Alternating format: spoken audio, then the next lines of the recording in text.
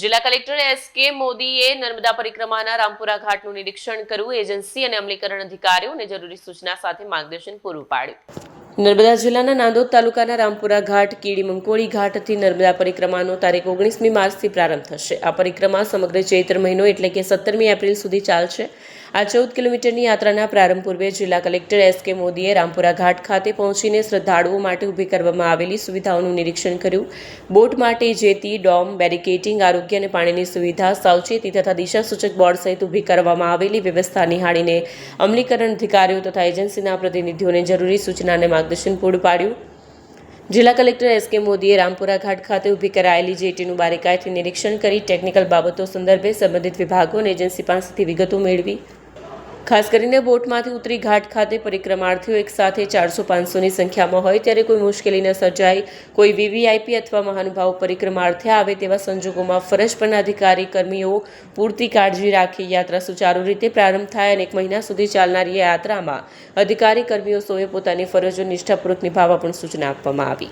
Video journalist Wasim Memon સાથે સઢિયા TV news Narmada. ઉત્તર વાહિની માં નર્મદાની પરિક્રમા આવતીકાલે 19મી માર્ચથી શરૂ થાય છે અને 30 દિવસ ચાલશે, એટલે લગભગ 17મી એપ્રિલે આ પૂરી થશે. આપણે જાણીએ છીએ એ રીતે ભારતની તમામ નદીઓ પશ્ચિમ તરફ વહેતી હોય છે, ક્યાં તો પૂર્વ તરફ વહેતી હોય છે. નર્મદા નદી જ એક એવી છે કે જેની પરિક્રમા કરવામાં આવે છે અને એ પરિક્રમા પૈકી આ જે 7 કિલોમીટરનો જે પેચ છે એ ઉત્તર દિશામાં વહે છે, એટલે એને ઉત્તર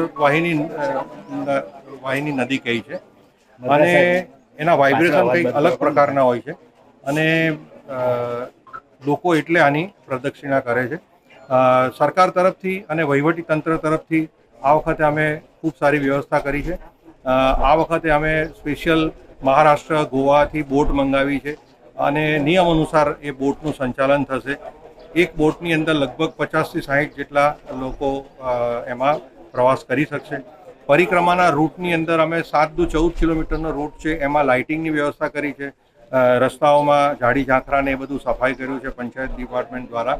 તદુપરાંત વન્ય પ્રાણીના ભય રહેલો છે એ જોતાં વન વિભાગે અને બીજા તમામ વિભાગોએ મળી અને એ વન્ય પ્રાણીના સંરક્ષણ માટે અને જે વ્યક્તિ પરિક્રમા કરતા હશે એના પણ રક્ષણ માટેની બધી વ્યવસ્થા કરવામાં આવેલ છે. પાણીમાં જવા માટેનું આગ્રહ ન રાખતા અહીંયા અમે મા નર્મદાનું પાણી સ્પ્રિંકલ દ્વારા અમે પૂરું પાડીએ છીએ અને એના માટે બાથરૂમ પણ અમે બનાવ્યા છે નાહવા માટે. તો ત્યાં નાય, કારણ કે અહીંયા મગરનો મોટો ભય રહેલો છે.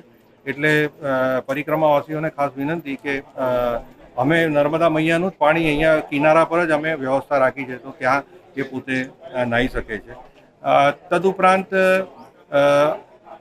અમે જે તિલકવાડાથી સહેરાવ ઘાટ છે ત્યાં અમે લગભગ 2 કરોડ કરતાં વધુના ખર્ચે એક હંગામી બ્રિજ બનાવ્યો છે, જેથી કરીને લોકો એને બ્રિજ પરથી પસાર થઈ શકે.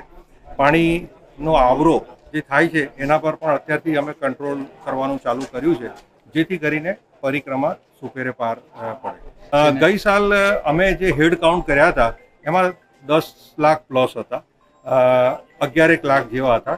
આ વખતે અમને એવું લાગે છે કે સરકારશ્રી અને જિલ્લા વહીવટી તંત્રએ જે વ્યવસ્થા કરી છે અને સોશિયલ મીડિયામાં જે રીતના પ્રચાર પ્રસાર થઈ રહ્યો છે એ જોતાં એવું લાગે છે કે લગભગ 15 લાખ લોકો આ મા નર્મદાની પરિક્રમા કરશે.